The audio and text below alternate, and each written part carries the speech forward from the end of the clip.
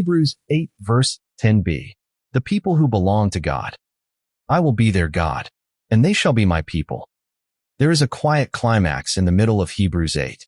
The writer has spoken of a new covenant, grounded in better promises. He has told us that God will put his laws into minds and write them upon hearts. But as Jeremiah's oracle continues, all of this rises into one great sentence. I will be their God, and they shall be my people. These words are the golden thread running through Scripture, from Abraham's call, through the Exodus and the prophets, into the new covenant in Christ.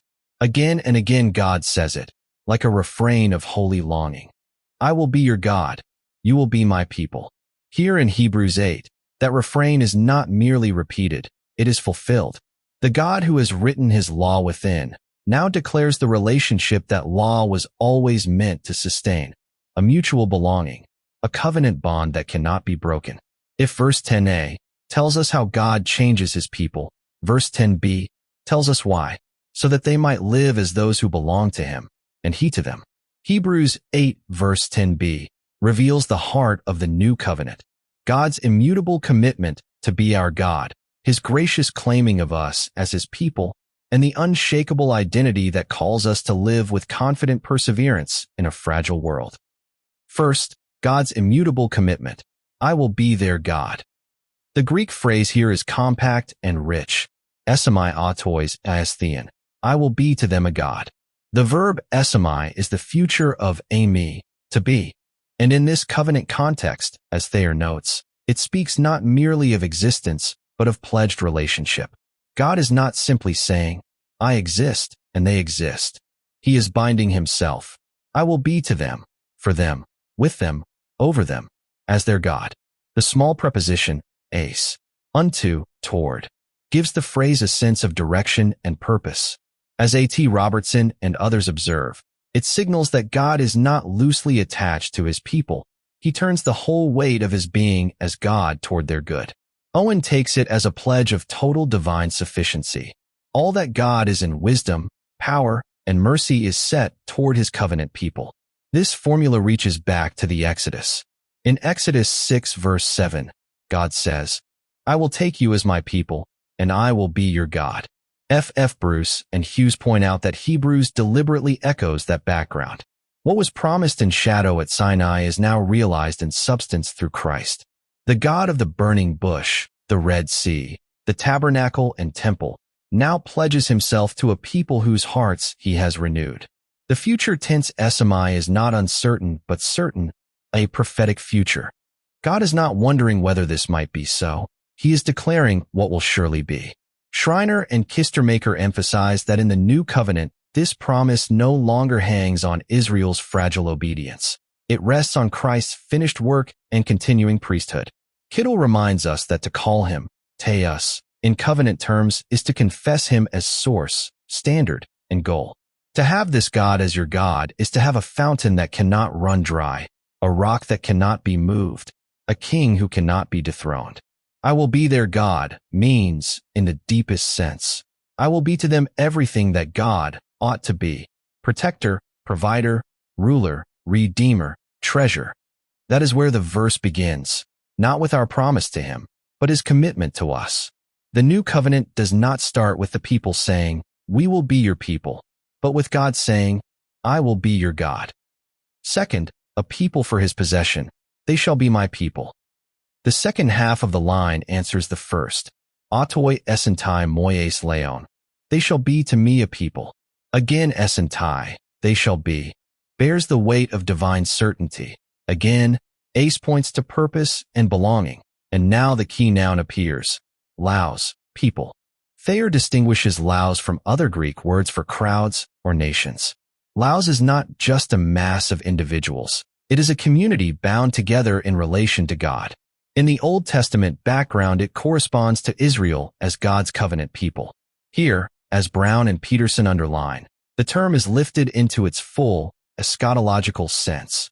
Jew and Gentile together, the church of the living God, become the covenant laos through the sacrifice and priesthood of Christ. The phrase, my people, is not sentimental. It is possessive. Calvin presses this home. To be called God's people means we are no longer our own. We belong, wholly and eternally, to another. Barnes notes that in Scripture this is not a cold legal ownership, but a warm familial claim. The God who says, "My people," speaks as Father, Shepherd, Husband, King. Hebrews also keeps a corporate horizon before us. The formula is not, "I will be your God, and you will be my isolated believer," but "they shall be my people." Hughes and Longenecker stress that new covenant grace creates a new covenant community. The Spirit who writes the law on hearts also knits those hearts together into one household, one assembly, the church of the firstborn. Hebrews 12 verse 23. And yet the corporate does not erase the personal. Each believer may say, with quiet wonder, "He is my God, and I am part of his people."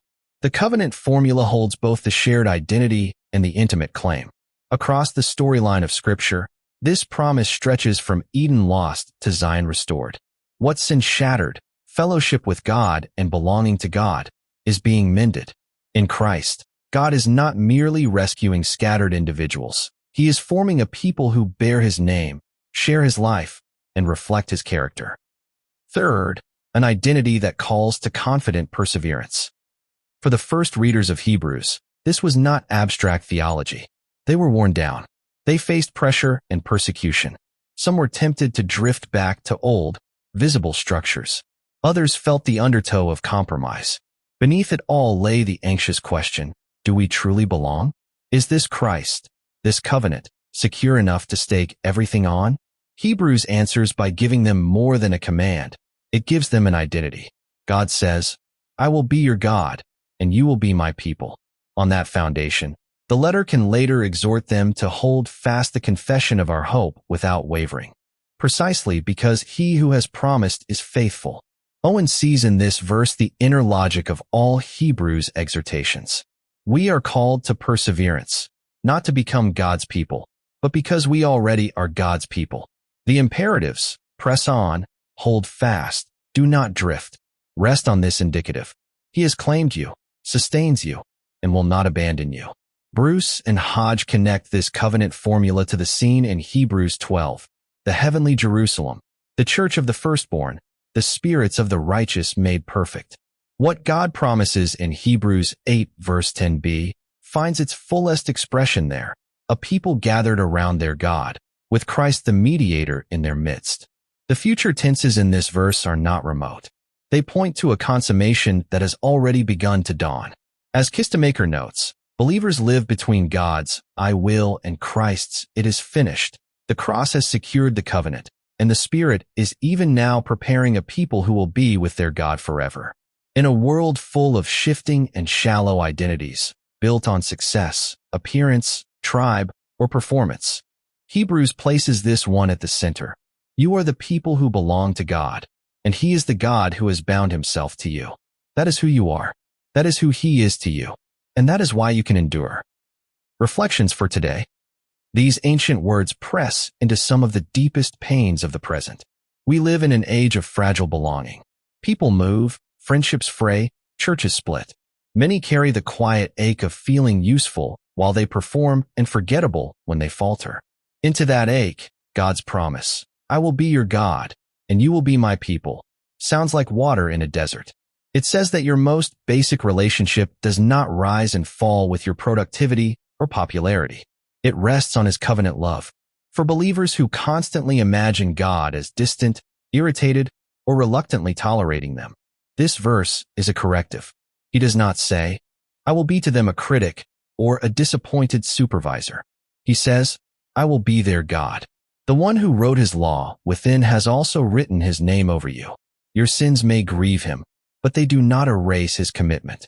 This promise also confronts the subtle ways we build identity outside of Him, even inside the church. Some root their sense of self in ministry success, doctrinal sharpness, visible gifting, or spiritual reputation. When those are applauded, they feel secure. When they are questioned, they feel undone. Hebrews quietly takes those props away. If you are in Christ, your most solid identity is already given. You are part of His people, and He is your God. Everything else is secondary. At a communal level, this verse challenges how we see the church. If God truly says, "my people," about every believer, then every difficult brother, every struggling sister, every limping saint is someone he claims as his own. To bruise them carelessly or dismiss them lightly is no small matter. The covenant formula draws us toward deeper patience, costlier love, and gentler solidarity. These are not those Christians over there. They are the people over whom God says, "Mine." For the anxious heart that fears abandonment, Hebrews 8 verse 10b, is a strong anchor. Perhaps old experiences whisper, "Everyone leaves. Eventually God will too." This verse answers with a divine contradiction. God has written into the very charter of the new covenant, "I will be their God, and they will be my people." The cross is the signature under that sentence. The resurrection is its seal.